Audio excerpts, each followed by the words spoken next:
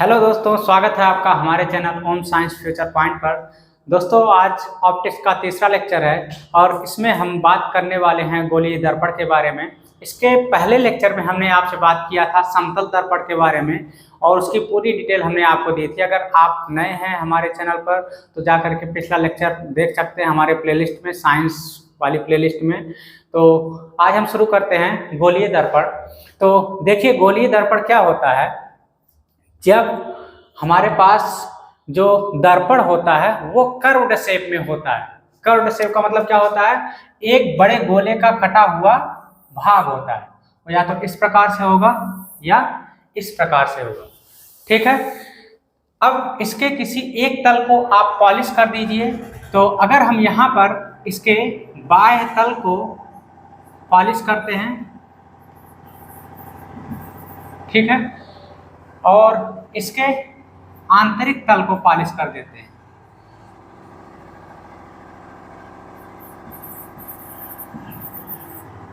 ठीक है। ये किसी एक बड़े गोले के कटे हुए भाग हैं, ठीक है। इसके हमने क्या किया, अंदर का ये जो कर्व्ड पार्ट है या बाहर का कर्व्ड पार्ट है या अंदर का कर्व्ड पार्ट है, किसी एक भाग पर हमने क्या कर दिया है, पॉलिश कर दिया है। तो जो हमारे पास ये एसेट बन रहा है इसी को हम क्या बोलते हैं, गोलीय दर्पण, ठीक है।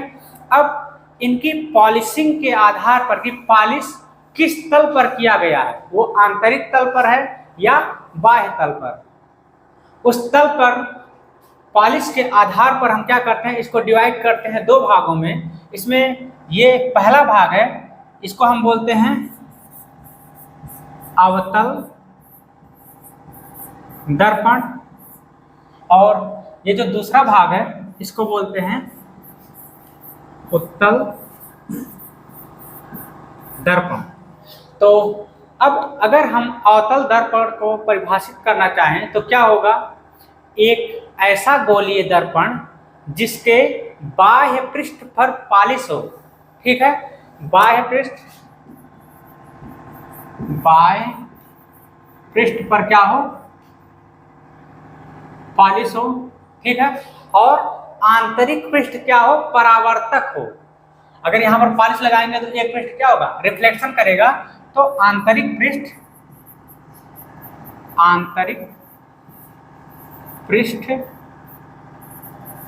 परावर्तक है, ठीक है। एक ऐसा गोलीय दर्पण जिसका बाह्य पृष्ठ पॉलिश हो और आंतरिक पृष्ठ क्या हो, परावर्तक हो, तो इसको हम क्या बोलते हैं, अवतल दर्पण, ठीक है। अब उत्तल दर्पण पे आते हैं। तो उत्तल दर्पण इसका जस्ट उल्टा है। क्या है, यहां पर हमने आंतरिक पृष्ठ को क्या किया है, पॉलिश किया है, और यहां पर बाह्य पृष्ठ जो है ये परावर्तक है, ठीक है। अंदर पॉलिश लगाएंगे तो बाहर से क्या होगा, चमकीला परावर्तन होगा, ठीक है। तो एक ऐसा गोलीय दर्पण जिसका आंतरिक पृष्ठ पॉलिश किया गया हो और बाह्य पृष्ठ परावर्तक का कार्य करे, इस गोलीय दर्पण को हम क्या बोलते हैं, उत्तल गोलीय दर्पण, ठीक है। इसका अगर आप एग्जाम्पल देखना चाहते हैं तो आपके घर में एक चम्मच होगा। चम्मच को आप देखिए तो उसमें क्या होता है, अंदर की तरफ जो पृष्ठ होता है वहां पर आपका चेहरा दिखाई देता है। तो अंदर की तरफ जो गड्ढे की नुमा होता है वो किस प्रकार से कार्य करता है, अवतल दर्पण की तरह कार्य करता है, और उसका जो बाह्य पृष्ठ होता है उठा हुआ नीचे की तरफ से, वो क्या होता है, उत्तल दर्पण की तरह कार्य करता है, ठीक है। अब इसमें जो है कुछ खासियत होती है या कुछ मेन पॉइंट्स होते हैं इसमें, उन पॉइंट्स को चलिए हम देखते हैं। तो दोस्तों, यहाँ पर अब गोलीय दर्पण के जो मुख्य बिंदु हैं वो हैं, पहला आता है मुख्य बिंदु, या उनको हम स्टडी में उनका यूज करते हैं उन पार्ट्स को। जो पहला यहाँ पर आता है वो है ध्रुव, या इसको हम बोलते हैं पोल, ठीक है। दूसरा है वक्रता केंद्र, तीसरा है मुख्य अक्ष, चौथा है वक्रता त्रिज्या, और पांचवा आता है फोकस। ठीक है, तो देखिए पहला ये ध्रुव क्या होता है।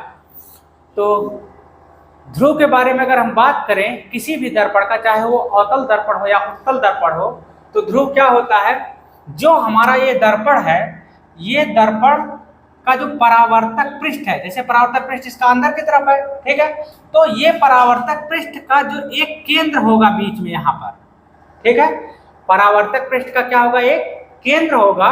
इसी केंद्र को हम क्या बोलते हैं, ध्रुव बोलते हैं। ठीक है, परावर्तक पृष्ठ का यहाँ पर केंद्र यहाँ पर है और यहाँ पर इसका केंद्र इस साइड है, इसको हम क्या बोलेंगे, ध्रुव बोलेंगे। ठीक है, और इसको डिनोट किया जाता है या प्रदर्शित किया जाता है अक्षर P के द्वारा। ठीक है, तो जो गोलीय दर्पण का ध्रुव होता है वो क्या होता है, परावर्तक पृष्ठ का केंद्र होता है, इसको हम अक्षर P के द्वारा प्रदर्शित करते हैं। ठीक है, इसके बाद आता है वक्रता केंद्र। तो वक्रता केंद्र क्या होता है, देखिए अभी हमने शुरुआत में आपको बताया था जो गोलीय दर्पण होता है, गोलीय दर्पण क्या होता है, किसी एक गोले का कटा हुआ भाग होता है। ठीक है, जैसे ये गोलीय दर्पण है, ये क्या है, अगर इसको हम पूरा करें तो पूरा एक गोला बनाएगा। ठीक है, इसका ये क्या है, एक कटा हुआ भाग। ठीक है, तो इस गोले का जो केंद्र होगा, यहाँ पर इस गोले का एक केंद्र होगा, वो केंद्र क्या कहलाता है, वक्रता केंद्र कहलाता है। इसको बोलेंगे हम क्या, वक्रता केंद्र। ठीक है, और वक्रता केंद्र को हम यहाँ पर प्रदर्शित करते हैं अक्षर C के द्वारा। ठीक है, यहाँ पर हमारे पास अवतल दर्पण है, तो अवतल दर्पण भी क्या है, जिस गोले का कटा भाग है उस गोले का जो केंद्र होगा वही उसका वक्रता केंद्र होगा। सेम यही प्रोसेस उत्तल दर्पण में भी होगा कि उत्तल दर्पण भी क्या है, जिस गोले का कटा भाग होगा, मान लीजिए यहाँ पर इसका हम पूरा गोला बनाने की कोशिश कर रहे हैं। ठीक है, तो इस गोले का क्या, यह एक कटा हुआ भाग होगा। ठीक है, तो इसका जो केंद्र होगा यहाँ पर, यही क्या होगा, वक्रता केंद्र। ठीक है, इसके बाद अगला है पॉइंट तीसरा, मुख्य अक्ष। तो मुख्य अक्ष क्या होता है दोस्तों, ये जो अभी हमने आपको ध्रुव बताया है, परावर्तक पृष्ठ का केंद्र और वक्रता केंद्र C से मिलाने वाली अगर हम एक रेखा खींचें, P और C से मिलाने वाली, यहाँ पर इसको थोड़ा सीधा कर रहे हैं हम, एक अगर हम रेखा खींचें तो ये जो रेखा है P और C को मिलाने वाली रेखा, इसको हम क्या बोलते हैं, दर्पण का मुख्य अक्ष, मुख्य अक्ष। ठीक है, सेम यही प्रोसेस यहाँ पर भी होगा। अगर हम वक्रता केंद्र और ध्रुव को आपस में मिलाएं तो ये क्या बनाएगा, एक इसका मुख्य अक्ष बनाएगा। ठीक है, ये इसका है मुख्य अक्ष। ठीक है, इसके बाद अगला पॉइंट है वक्रता त्रिज्या। तो अभी हमने आपको बताया था कि हर एक गोलीय दर्पण किसी गोले का कटा हुआ भाग होता है, तो जिस गोले का ये कटा हुआ भाग है उस गोले की जो त्रिज्या होगी, उस गोले की क्या त्रिज्या, त्रिज्या क्या होता है, केंद्र से लेकर के उसके सरफेस तक की जो दूरी होती है, इसी को हम क्या बोलते हैं, वक्रता त्रिज्या। ठीक है, तो एक तरह से इसका दूसरा नाम हम दूसरी तरह ये भी बोल सकते हैं कि वक्रता केंद्र से ध्रुव के बीच की जो दूरी होगी उसी को क्या बोलेंगे, वक्रता त्रिज्या। और इसकी परिभाषा क्या होती है, गोलीय दर्पण जिस गोले का कटा हुआ भाग होता है उस गोले की जो त्रिज्या होगी वही क्या होती है, वक्रता त्रिज्या। सेम यही प्रोसेस यहाँ भी होगा, वक्रता केंद्र से ध्रुव के बीच की ये जो दूरी है इसी को हम क्या बोलेंगे, वक्रता त्रिज्या। ठीक है, अब चलिए आगे चलते हैं दोस्तों। यहाँ पर अब अगला पॉइंट है जो हमारा है फोकस। गोलीय दर्पण का फोकस क्या होता है, तो फोकस को समझाने के लिए हमें ये पूरा मिटाना पड़ेगा। तो एक बार अगर आप स्क्रीनशॉट लेना चाहते हैं तो ले लीजिए कि मुख्य मुख्य बिंदु कहाँ पर स्थित होते हैं गोलीय दर्पण के। ठीक है, स्क्रीनशॉट आप ले चुके होंगे। चलिए अब फोकस की तरफ चलते हैं। दोस्तों फोकस दूरी बताने से पहले हम जो है आपको एक प्रयोग जो है बताते हैं, जो आप लोग सामान्यतः किए होंगे, सभी लोग किए होंगे। ये क्या है, अगर नहीं भी किए हैं तो आप ट्राई भी कर सकते हैं। क्या होता है कि एक अवतल दर्पण लीजिए। अवतल दर्पण मतलब जिसका आंतरिक पृष्ठ परावर्तक हो और बाह्य पृष्ठ पॉलिश हो। ठीक है, उस अवतल दर्पण को ऐसे सूर्य की तरफ कीजिए और उसके सामने आप एक पेपर रखिए। ठीक है, तो क्या होता है, पेपर कुछ देर में सुलगने लगता है या जलने लगता है। सुलगने लगेगा, सामान्यतः हमने किया है तो सुलगता है। ठीक है, तो वो क्यों होता है, क्योंकि सूर्य से आने वाली जो प्रकाश की किरणें हैं वो क्या हुई, जा करके किसी एक बिंदु पर मिल रही हैं, और जिस बिंदु पर मिलेंगी वहां पर क्या होगा, पूरा जो सभी किरणें कंसंट्रेट हो जाती हैं। किरणें एक रूप से केंद्रित होने की वजह से क्या होता है, वहां पर ऊर्जा ज्यादा हो जाती है और हमारा पेपर या कागज सुलगने लगता है। ठीक है, या दूसरे शब्दों में हम ये कहें कि सूर्य से आने वाली किरणों का जहां पर मिलन हो रहा है वहां पर सूर्य का छोटा सा प्रतिबिंब बन रहा है, और उसी प्रतिबिंब की वजह से वहां पर कागज को ले जाने से क्या होता है, कागज जलने लगता है या सुलगने लगता है। ठीक है, तो यहाँ पर हम आपको दिखा रहे हैं क्या है, ये हमारा एक अवतल दर्पण है। ठीक है, यहाँ पर सूर्य चूंकि क्या है, बहुत दूर है, तो बहुत दूर का मतलब वहां से आने वाली किरणें लगभग अनंत से ली जाएंगी।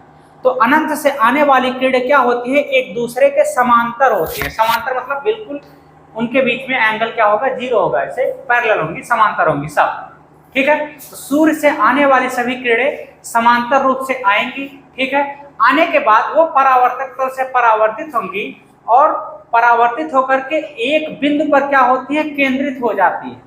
ठीक है, इसी बिंदु पर क्या होगा, सूर्य का प्रतिबिंब बन जाता है। ठीक है, तो अब परिभाषा ये है फोकस की कि अनंत से आने वाली या समांतर किरणें जब परावर्तक तल से परावर्तित होती हैं तो वो जिस बिंदु पर केंद्रित हो जाती हैं उसी बिंदु को हम क्या बोलते हैं, उस दर्पण का फोकस बोलते हैं।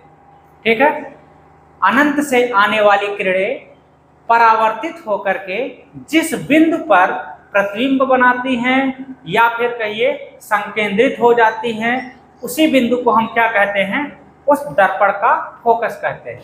ठीक है, ये हमारा अवतल दर्पण है। क्या है, अवतल दर्पण। ठीक है, तो अवतल दर्पण में जो फोकस होता है वो परावर्तक पृष्ठ के सामने होता है। ये क्या है, ये परावर्तक पृष्ठ है, उसके सामने ये है। ठीक है, तो अवतल दर्पण में फोकस क्या होता है, परावर्तक पृष्ठ के फ्रंट पर होता है, सामने होता है।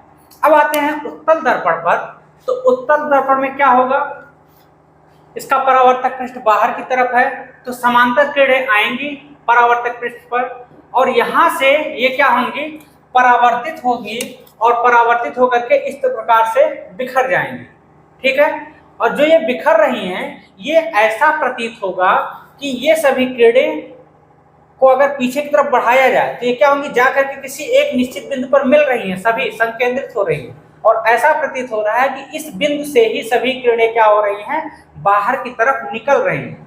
ठीक है, तो इस परावर्तक पृष्ठ से समांतर किरणें यहाँ पर परावर्तन के पश्चात जिस बिंदु से निकलती हुई प्रतीत होती हैं वही बिंदु क्या होगा, इसका फोकस होगा। तो यहाँ पर ये कौन सा दर्पण है, उत्तल दर्पण है।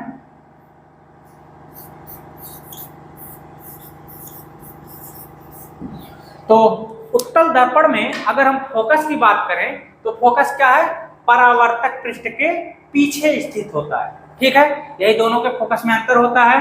अवतल दर्पण में फोकस परावर्तक पृष्ठ के सामने स्थित होता है और उत्तल दर्पण में फोकस परावर्तक पृष्ठ के पीछे स्थित होता है। ठीक है, चलिए आगे चलते हैं। चलिए दोस्तों, अब हम चलते हैं गोलीय दर्पण द्वारा प्रतिबिंब कैसे बनता है। ठीक है, तो गोलीय दर्पण द्वारा बने प्रतिबिंब का निरूपण हम किस प्रकार से करते हैं, किरणें कब आपस में मिलती हैं और प्रतिबिंब किस स्थान पर बनेगा। ठीक है, इसके बारे में जानकारी के लिए हमारे पास 3-4 पॉइंट्स हैं जिससे आप अनुमान लगा सकते हैं सही सही तरीके से कि इसका प्रतिबिंब कहाँ पर बनेगा। ठीक है, तो यहाँ पर पहला पॉइंट है, दर्पण के मुख्य अक्ष के समांतर प्रकाश किरण परावर्तन के पश्चात अवतल दर्पण के मुख्य फोकस से गुजरेगी अथवा उत्तल दर्पण के मुख्य फोकस से अपसरित होती हुई प्रतीत होगी। दोस्तों, हमने अभी बताया है आपको कि जब यहाँ पर अवतल दर्पण होता है और ये दूसरा उत्तल दर्पण, तो यहाँ पर क्या होता है, अगर कोई ऐसे समांतर किरण आती है, ठीक है, समांतर किरण इस प्रकार से आती है, मतलब अगर हमारा प्रकाश का सोर्स अनंत पर है तो किरणें आपस में लगभग समांतर होती हैं। ठीक है, तो ये समांतर किरणें क्या होती हैं, ये अवतल दर्पण से परावर्तन के पश्चात क्या करती हैं, इसके फोकस पर जाकर के आपस में मिलती हैं। हमने आपको बताया था ना इसके पहले अभी कि फोकस पे जब मिलती है तभी तो आपका जो कागज होता है वो जलने लगता है। ठीक है, तो समांतर आने वाली किरणें क्या करती हैं, आकर के फोकस पर मिलती हैं। ठीक है, ये किसका है, अवतल दर्पण का। ठीक है, अब यही काम अगर हम उत्तल दर्पण में करेंगे तो उत्तल दर्पण में क्या होता है, ऐसे समांतर आने वाली किरणें ये क्या करेंगी, यहाँ से रिफ्लेक्ट होंगी, परावर्तित होंगी, और परावर्तन होगा तो इनको अगर हम पीछे की तरफ बढ़ाएंगे तो जहाँ पर कहाँ से मिलेंगी, फोकस पर। ठीक है, और ऐसी प्रतीत होंगी कि ये किरणें क्या कर रही हैं, फोकस से ही आ रही हैं। देखिए ये फोकस से ही आ रही है। ठीक है, तो इसका मतलब ये हुआ कि समांतर किरणें जब आपस में चलती हैं तो वो जाकर के कहाँ पर मिलती हैं, फोकस पर मिलती हैं। यही काम अवतल में भी होगा, यही काम उत्तल में भी होगा। अवतल में रियल में वास्तव में जाकर मिलेंगी और उत्तल लेंस में यहाँ पर मिलती हुई प्रतीत होंगी, या लगेगा ऐसा कि यहाँ से ही वो निकल रही है।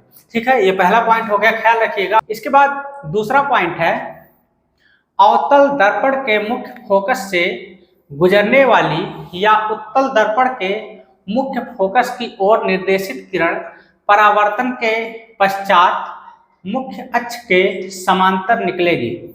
इसका मतलब ये है कि अभी हमने जो बताया इसका जस्ट उल्टा है।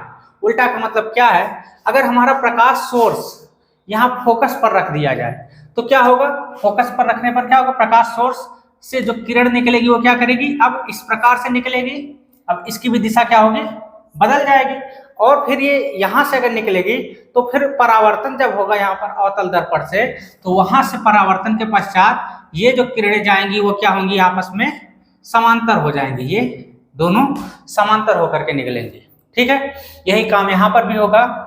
अब अगर यहाँ पर हमारा सोर्स इधर हो जाएगा तो इसके लिए क्या प्रतीत होगा कि ये इधर से डायरेक्शन होगा और ये परावर्तन के पश्चात समांतर हो जाएंगी, इसकी भी दिशा ऐसे मुड़ जाएगी और परावर्तन के पश्चात समांतर हो जाएंगे। ठीक है, तो दूसरा पॉइंट यही है कि अवतल दर्पण के मुख्य फोकस से गुजरने वाली जो किरण होगी वो क्या होगी, निर्देशित किरण परावर्तन के पश्चात मुख्य अक्ष के समांतर हो जाते हैं। हमने आपको बताया था ये होता है हमारा मुख्य अक्ष, तो मुख्य अक्ष की किरणें क्या हो जाती हैं, समांतर हो जाती हैं। ये सभी पॉइंट अभी आगे प्रतिबिंब बनाने में काम आएंगे। चलिए अगले पॉइंट पर चलते हैं। चलिए देखिए, हमारा तीसरा पॉइंट है यहाँ पर, अवतल दर्पण के वक्रता केंद्र से गुजरने वाली किरण अथवा उत्तल दर्पण के वक्रता केंद्र की ओर निर्देशित किरण परावर्तन के पश्चात उसी पथ के अनुदिश वापस परावर्तित हो जाती है। इसका मतलब ये है कि अगर देखिए हमारे पास ये है एक अवतल दर्पण और ये है उत्तल दर्पण। ठीक है, अब यहाँ पर आपको क्या करना है, इसके वक्रता केंद्र से गुजरने वाली किरण, वक्रता केंद्र क्या होता है, ये दर्पण जिस गोले का भाग होता है उस गोले का जो केंद्र होगा उसको हम वक्रता केंद्र बोलते हैं। इसका वक्रता केंद्र इधर होगा, इसका वक्रता केंद्र इधर होगा।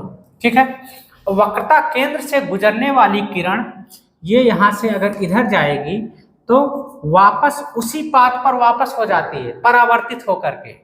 ठीक है, ये परावर्तन के पश्चात उसी पाथ पर वापस क्यों होती है, क्योंकि आप लोग जानते हैं कि किसी भी वृत्त में जो केंद्र होता है, ये क्या है, उस वृत्त का केंद्र है ना, तो वृत्त का केंद्र क्या होता है, उसके पेरीमीटर पर या परिमाप पर क्या होता है, अभिलंबवत पड़ता है। यहाँ से क्या होता है, 90 डिग्री का कोण बनता है, 90 डिग्री। तो 90 डिग्री पर अगर कोई भी रिफ्लेक्शन होता है तो उसी पाथ पर क्या होते हैं, वो वापस हो जाते हैं। ठीक है, तो यहाँ पर क्या होगा, ये कहीं भी जाएगा। जैसे मान लीजिए इसी वक्रता केंद्र से इस डायरेक्शन में गया, तो यहाँ पर भी अभिलंबवत ही पड़ेगा, इधर से जाएगी किरण, फिर वापस उसी में वापस आ जाएगी। ठीक है, किसी भी दिशा में अगर वक्रता केंद्र से कोई भी किरण चल रही है तो वापस उसी पाथ पर वापस आ जाती है। ठीक है, अब यही चीज अगर यहाँ पर देखेंगे तो वक्रता केंद्र की तरफ रखेंगे नहीं अपने सोर्स को, क्योंकि इस साइड हमारी पॉलिश है। तो यहाँ पर क्या होता है, हमारी किरण क्या होती है, वक्रता केंद्र से आती हुई प्रतीत होती है। प्रतीत का मतलब यहाँ पर हम डॉट डॉट से दिखा दे रहे हैं। तो क्या है, अगर यहाँ से कोई किरण चली है, इसका मतलब क्या है, ये इधर से आती हुई प्रतीत हुई है। ठीक है, अब क्या हो गया, ये जब चलेगी यहाँ पर टकराएगी, तो टकराने के पश्चात बिल्कुल उसी पाथ पर वापस हो जाएगी, रिटर्न। ठीक है, तो वही काम यहाँ पर भी होगा। तो ये आती हुई प्रतीत होगी, रिटर्न। ठीक है, तो क्या होगा, सेम वही यहाँ पर भी है, ये किसी भी दिशा में चलेगी, वक्रता केंद्र से चलने वाली किरणें ये हमेशा क्या होंगी, जिस पाथ पर चलेंगी उसी पाथ पर वापस हो जाएंगी, क्योंकि यहाँ पर 90 डिग्री पर यहाँ पर क्या होता है, रिफ्लेक्शन होता है 90 डिग्री।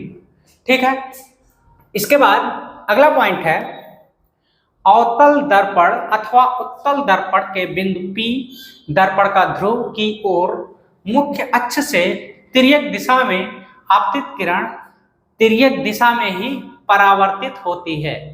इसका मतलब ये है कि अगर हम फिर से इसी चीज को बना दे रहे हैं, यहाँ पर इधर बना दे रहे हैं, ये हमारे पास एक अवतल दर्पण, ये है उत्तल दर्पण। ठीक है, इसका ध्रुव क्या होता है, इस दर्पण का जो केंद्र होता है P, इसका केंद्र P, ध्रुव यहाँ पर है। ठीक है, अब क्या कह रहा है, मुख्य अक्ष से तिर्यक दिशा में आपतित किरण, इसकी जो मुख्य अक्ष है ये है, इसका मुख्य अक्ष ये है। ठीक है, मुख्य अक्ष से तिर्यक दिशा में, तिर्यक दिशा मतलब ऐसे कोई तिरछी किरण अगर यहाँ पर आएगी, ठीक है, तो ये क्या करेगी, जिस तिर्यक दिशा से आई थी वैसे ही तिर्यक दिशा में ही ये क्या करेगी, वापस जाएगी। ठीक है, ऐसे ही यहाँ पर भी होगा, अगर यहाँ पर मुख्य अक्ष से तिर्यक मतलब मुख्य अक्ष के अलावा कोई भी दिशा से अगर कोई किरण वहां पर आपतित होगी, आ रही है, तो ये भी क्या करेगी, तिर्यक दिशा में ही परावर्तित हो जाएगी। ठीक है, तो अब इन पॉइंट्स को यूज करके हम चलिए आगे अब प्रतिबिंब बनाते हैं अलग अलग दर्पणों पर। तो देखिए दोस्तों, अब हम चलते हैं अवतल दर्पण द्वारा प्रतिबिंब कहाँ पर बनेगा। तो आ गए हम पहली कंडीशन लेकर के। पहली कंडीशन क्या है, जब वस्तु अनंत पर रखी हो। वस्तु अनंत पर रखी हो का क्या मतलब है, हम मान लेते हैं यहाँ पर हमारा एक अवतल दर्पण है। ठीक है, ये इसका मुख्य अक्ष है, मुख्य अक्ष। ठीक है, अब वस्तु अनंत पर है, इसका मतलब ये है, ये इसका ध्रुव हो जाएगा, और हम मान लेते हैं इसकी वक्रता केंद्र C यहाँ पर है और फोकस यहाँ पर। ठीक है, तो वस्तु अनंत पर है, तो हम मान लेते हैं हमारी वस्तु ऐसे कहीं इनफाइनाइट पर है। ठीक है, ये क्या है, वस्तु है, या वस्तु को यहाँ पर हम बिंब भी बोलते हैं, वस्तु या बिंब। ठीक है, तो अब हमने अभी आपको बताया कि कोई भी प्रतिबिंब कब बनता है, जैसे वस्तु है तो वस्तु से हमारी कुछ प्रकाश की किरणें चलेंगी। ठीक है, तो अनंत पर है तो अनंत से प्रकाश की किरणें चलेंगी किस पर, हमारे इस अवतल दर्पण पर। और हमने आपको बताया था कि अनंत से आने वाली किरणें आपस में क्या होती हैं, समांतर होती हैं। ठीक है, और अभी हमने आपको पहले ही बिंदु में बताया कि अवतल दर्पण पर एक दूसरे के समांतर आने वाली किरणें कहां पर जाकर के मिलती हैं, एक दूसरे को काटेंगी फोकस पर। ये वाली ये किरणें एक दूसरे को कहां पर काटेंगी, फोकस पर। तो अगर हमारा वस्तु क्या है, अनंत पर रखी है, ठीक है, तो इस वस्तु का जो प्रतिबिंब बनेगा उसके फोकस पर बनेगा अवतल दर्पण के फोकस पर, कहां, फोकस पर, ठीक है। और इसका साइज क्या होगा, साइज इसका क्या होगा, देखिए ये वस्तु इतने बड़ा था और यहाँ पर एक बिंदु पर केंद्रित हो गया है, ठीक है। तो बिंदु पर केंद्रित होने का मतलब क्या है, बड़ा साइज, अब क्या एक बिंदु पर केंद्रित हो गया तो इसको बोलेंगे बहुत छोटा साइज, बहुत छोटा, किस आकार का, बिंदु के साइज का, बिंदु साइज, ठीक है। और ये प्रतिबिंब जो होता है उल्टा बनता है, उल्टा, यहां पर क्या है, बड़ी वस्तु छोटी हो गई है और प्रतिबिंब क्या बन रहा है, उल्टा बन रहा है, ठीक है। और यहां पर अगर हम बात करें प्रतिबिंब के प्रकृति की, तो प्रकृति क्या हो जाएगी, वास्तविक, वास्तविक प्रतिबिंब बनेगा, ठीक है। तो यहां पर अब आपको कंफ्यूजन होगा कि वास्तविक प्रतिबिंब जो है कब बनता है और आभासी प्रतिबिंब कब बनता है। तो दोस्तों यहाँ पर एक चीज ख्याल रखिएगा, जब आपकी किरणें वास्तव में काटेंगी, यहाँ पर किरण क्या चल रही है, जो किरण चली वही परावर्तित होकर के यहाँ पर एक दूसरे को काट रही है। तो जब आपकी किरणें वास्तव में एक दूसरे को काटेंगी और काटने पर ही क्या बनता है, प्रतिबिंब बनता है, तब हमारा प्रतिबिंब क्या होगा, वास्तविक होगा।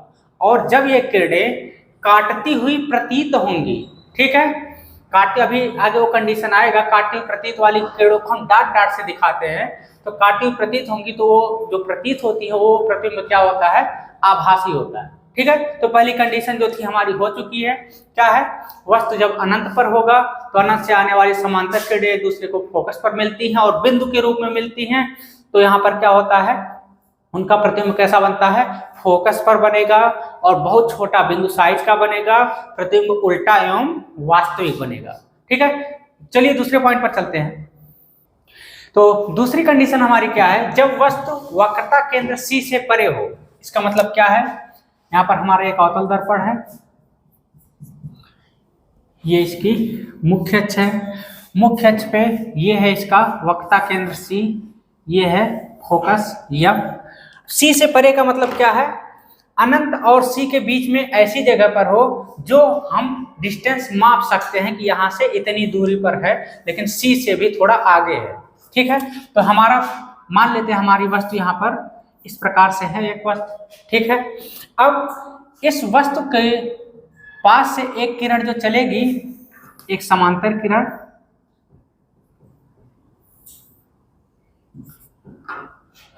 और ये क्या करेगी, यहाँ पर इसके समांतर किरण आने वाली कहाँ से वहां पर गुजरती है, फोकस से गुजरती है, तो इसको हम फोकस से लेकर जाएंगे,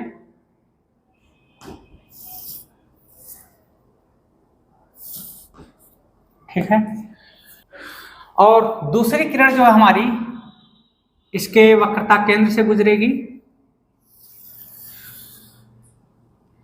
तो हमने आपको बताया था अभी कि वक्रता केंद्र से गुजरने वाली किरणें क्या होती है, उसी पाथ पर वापस हो जाती है, ठीक है। ये समांतर किरण चली, ये इधर आई और वक्रता केंद्र से गुजरने वाली किरण उसी पाथ पर वापस हो गई। अब ये दोनों किरणें यहाँ पर देखिए काट रहे हैं, ठीक है। तो यहाँ पर जो जहां पर काटेंगी वहीं पर उसका प्रतिबिंब बनेगा वस्तु का, ठीक है, वस्तु का प्रतिबिंब ये बन रहा है। तो अब प्रतिबिंब आप देखकर ही बता सकते हैं कि कैसा बन रहा है, इसकी प्रकृति क्या है। ये है आपका प्रतिबिंब इस वस्तु का, ठीक है। तो कैसा प्रतिबिंब है, वस्तु पहले इतना बड़ा था, यहाँ पर क्या है, छोटा हो चुका है, ठीक है। तो प्रतिबिंब की प्रकृति क्या हो जाएगी,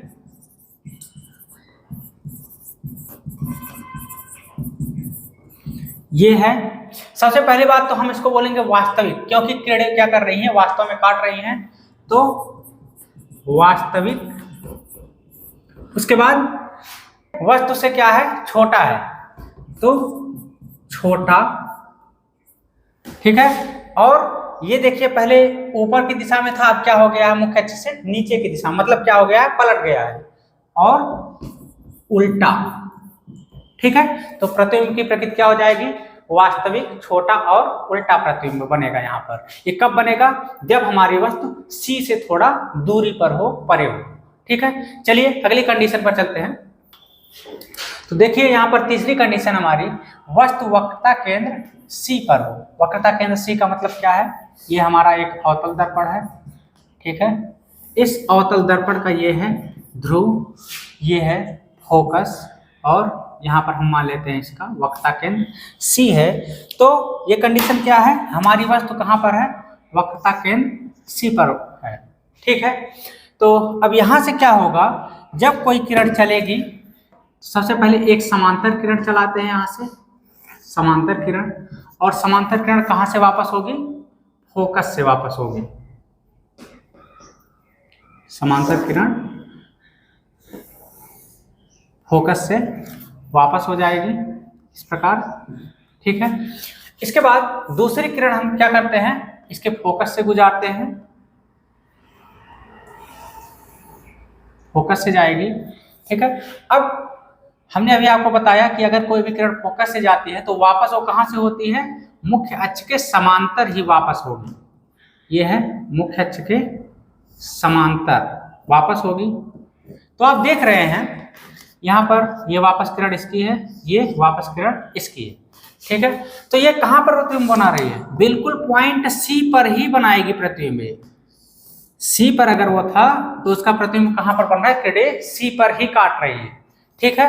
अगर हम इसका नाम रख दें, यहाँ पर नाम, अगर वस्तु का नाम है A B और यहाँ प्रतिबिंब जो बना है N डैश अगर मान लेते हैं, प्रतिबिंब को डॉट डॉट दिखा देते हैं, ठीक है। तो प्रतिबिंब कहाँ पर बना है, अगर C वक्रता केंद्र पर रखा था तो प्रतिबिंब बिंदु C पर ही बनेगा, वक्रता केंद्र पर ही बनेगा, और उसकी स्थिति क्या होगी, लिख देते हैं स्थिति प्रतिबिंब की स्थिति, ठीक है। स्थिति कहाँ पर होगी, वक्रता केंद्र पर ही होगी, वक्रता केंद्र C पर होगी, ठीक है। इसके बाद इसकी प्रकृति क्या है, प्रकृति ये है उल्टा है, और किरणें वास्तव में काट रही हैं तो उल्टा वास्तविक, और आकार क्या होगा, जितना आकार इस वस्तु का था उतना ही आकार इसका होगा, ठीक है। तो उल्टा एवं वास्तविक प्रतिबिंब बनेगा, वास्तविक प्रतिबिंब बनेगा, और साइज या आकार वस्तु के बराबर रहेगा, ठीक है। चलिए अगले कंडीशन पर चलते हैं। तो अगली कंडीशन हमारी, जब वस्तु वक्रता केंद्र C तथा फोकस F के बीच हो, ठीक है। तो फिर से हम बनाते हैं, यहाँ पर ये हमारा अवतल दर्पण, ठीक है। इस अवतल दर्पण का यहाँ पर ये है इसका ध्रुव, ये हम मान लेते हैं इसका फोकस है, और यहाँ पर हम मान लेते हैं इसका वक्रता केंद्र C है। तो अब की बार क्या है कंडीशन, जो हमारी वस्तु है वो वस्तु वक्रता केंद्र C और F के बीच में कहीं पर है।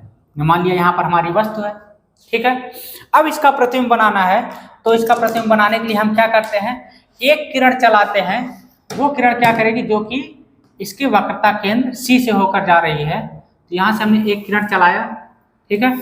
हमने अभी आपको बताया था कंडीशन में कि जो वक्रता केंद्र C से किरणें चलती हैं वो उसी पाथ पर वापस हो जाती है, क्योंकि यहाँ पर अभिलंबवत पड़ती हैं, ठीक है। तो उसी पाथ पर ये वापस आ जाएगी किरण, और वापस इस डायरेक्शन में आएगी, ठीक है। दूसरी किरण हम चलाते हैं मुख्य अक्ष के समांतर, ये है, ठीक है। और मुख्य अक्ष के समांतर आने वाली किरणें कहाँ से होकर गुजरती हैं, फोकस से गुजरेगी। तो ये है फोकस, यहां से गुजरेगी, और ये उस किरण को, पहली वाली किरण को जाकर के कहीं पर काट रही है, ठीक है। यहाँ पर काट रही है, तो यहाँ पर इसका हम प्रतिबिंब बना देते हैं, ये हो गया प्रतिबिंब। तो अब आप खुद ही देखकर बता सकते हैं कि प्रतिबिंब कहाँ पर बना है, कैसा बना है, ठीक है। तो अगर हम स्थिति की बात करें, स्थिति किसकी, प्रतिबिंब की, तो प्रतिबिंब की स्थिति कहाँ है, जब वस्तु C और F के बीच में रखी है तो प्रतिबिंब की स्थिति कहाँ है, C से परे है, C से दूर है, ठीक है। तो स्थिति क्या हो जाएगी, वक्रता केंद्र C से परे, ठीक है। इसके बाद अब अगर प्रकृति की बात करें, प्रकृति, प्रतिबिंब की प्रकृति क्या है, तो प्रकृति यहाँ पर चूंकि वास्तविक किरणें आपस में काट रही हैं तो प्रकृति भी वास्तविक प्रतिबिंब बनेगा, और वस्तु पहले ऊपर की तरफ था अब नीचे की तरफ हो गया, इसका मतलब उल्टा प्रतिबिंब है। ठीक है, तो क्या है, वास्तविक एवं उल्टा। ठीक है, आकार जो इसका होगा, आकार क्या है, वस्तु यहाँ पर पहले छोटी थी अब आकार थोड़ा बड़ा हो गया, इनलार्ज हो गया है, तो आकार की अगर बात करें तो क्या होगा, वस्तु से बड़ा प्रतिबिंब बनेगा। ठीक है, तो ये हो गया। चलिए अगली कंडीशन पर। तो अगली कंडीशन है हमारी, वस्तु जब फोकस F पर रखी हो, फिर से हम बनाते हैं एक अवतल दर्पण।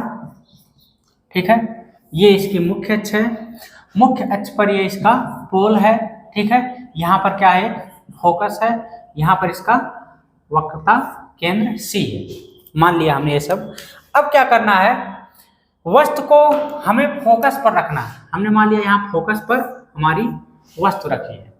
ठीक है, तो इसका प्रतिबिंब कहाँ पर बनेगा, चलिए देख लेते हैं कहाँ पर बनेगा। इसके लिए हम क्या करेंगे, एक किरण चलाएंगे सबसे पहली, जो कि इसके वक्रता केंद्र से होकर गुजर रही है। यहाँ से एक किरण गई और हमने आपको बताया है कि वक्रता केंद्र से होकर गुजरने वाली किरणें क्या करती हैं, उसी पाथ पर वापस हो जाती हैं, इधर हो गई।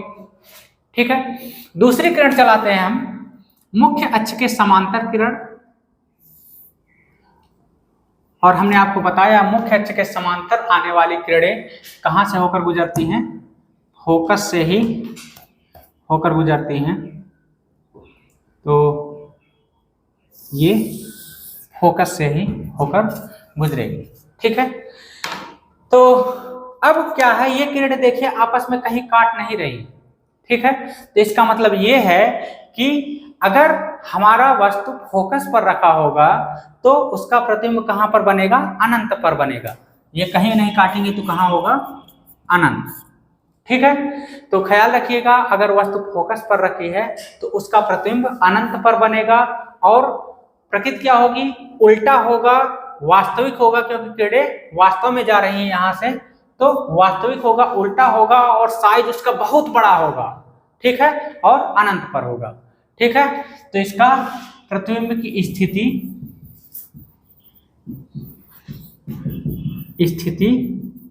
कहां पर होगी, अनंत पर होगी। ठीक है, चलिए अगले पॉइंट पर चलते हैं।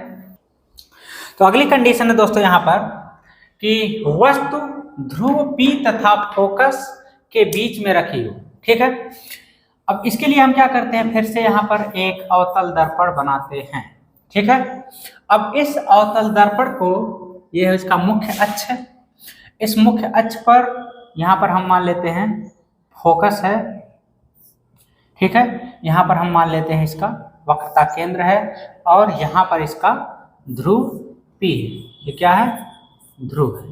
ठीक है, अब हमारी कंडीशन क्या है कि जो वस्तु है फोकस और ध्रुव P के बीच में कहीं पर रखी हुई है। ठीक है, हमने मान लिया ये वस्तु है AB। ठीक है, अब इसका प्रतिबिंब कहाँ पर बनेगा, तो प्रतिबिंब के लिए हम क्या करते हैं, यहाँ पर एक किरण चलाते हैं वक्रता केंद्र से। हमने यहाँ पर एक किरण चलाया वक्रता केंद्र से, और आपको बताया है कि वक्रता केंद्र से जाने वाली किरणें उसी पाथ पर वापस हो जाती हैं। ठीक है, और दूसरी किरण हम चलाते हैं यहाँ पर तिर्यक किरण, जो कि ध्रुव पर पड़ेगी। तो यहाँ से एक दूसरी किरण ये आई ध्रुव पर। हमने बताया कि अगर तिर्यक किरण इस प्रकार से आती है तो तिर्यक दिशा में ही वापस चली जाती है और परावर्तन के नियम का पूर्ण रूप से पालन करती है। ठीक है, वो इधर जाएगी। ठीक है, तो देखिए इस साइड ये फैली हुई प्रतीत हो रही है, तो इसका मतलब क्या है, अगर इधर से फैली हुई प्रतीत हो रही थी, ये कहीं से संकेंद्रित होकर के आ रही होंगी, ऐसा प्रतीत होगा। ठीक है, तो इनको अगर हम पीछे की तरफ बढ़ाएं, पीछे की तरफ इनको हम बढ़ाते हैं, इन किरणों को,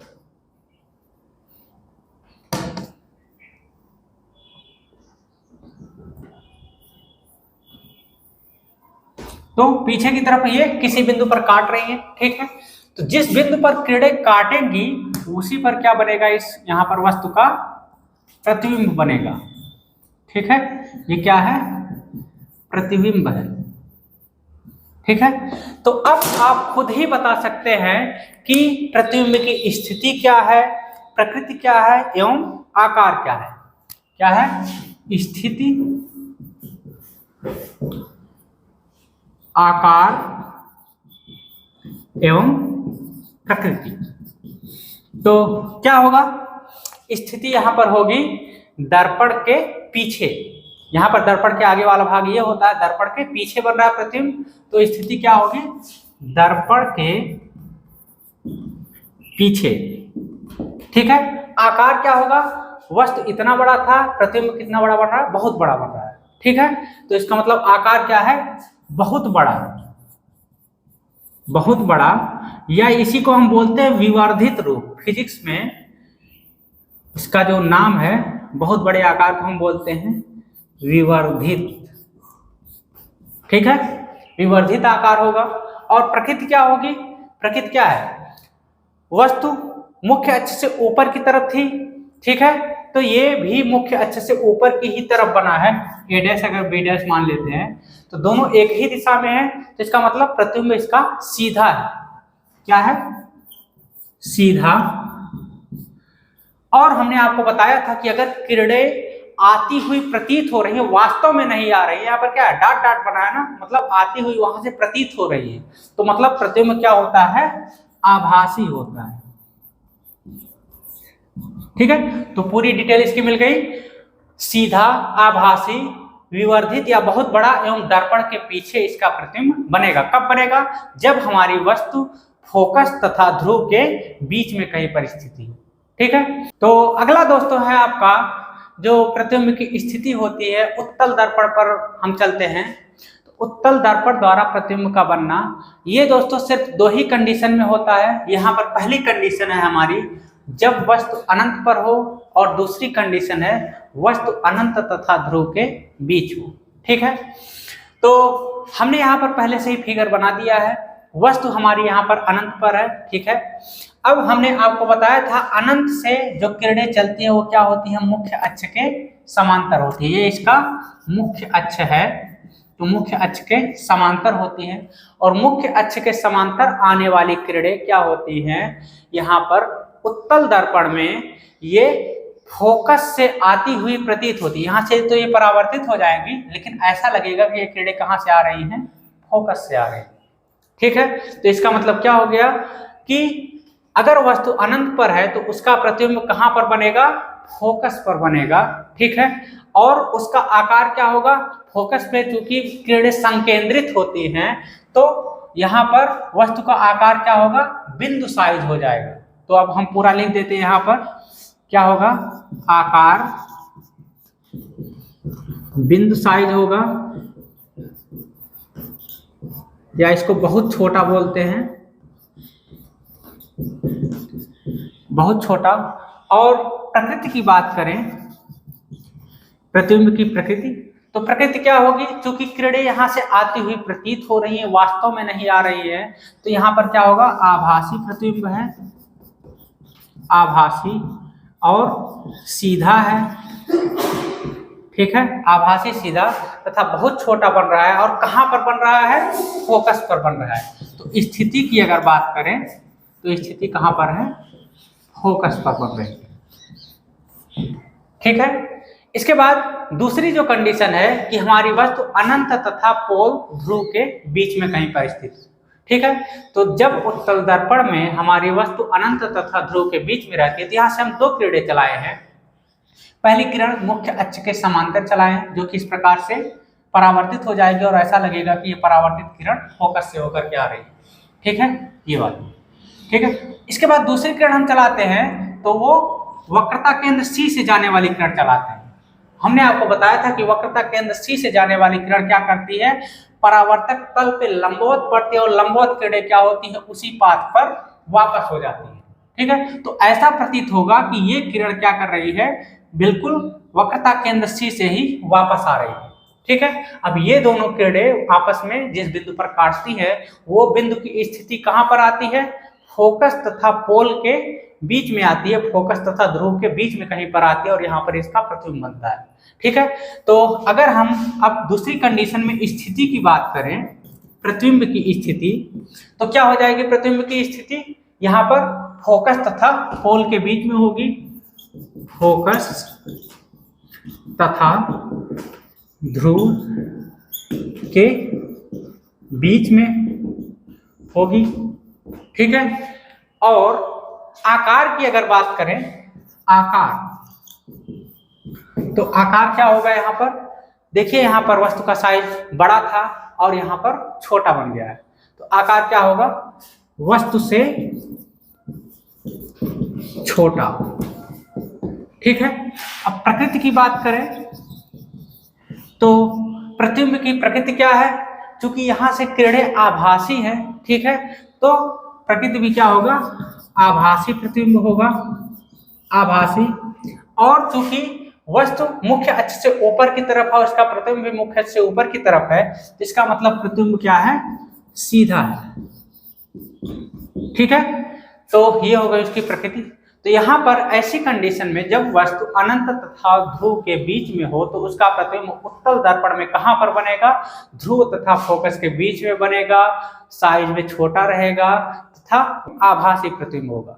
ठीक है, तो दोस्तों अब यहीं पर हम दर्पण को समाप्त करते हैं, आगे आपका लेंस आएगा, तो लेंस के लिए हम अगला लेक्चर लेंगे। आज के लिए बस इतना ही है, धन्यवाद।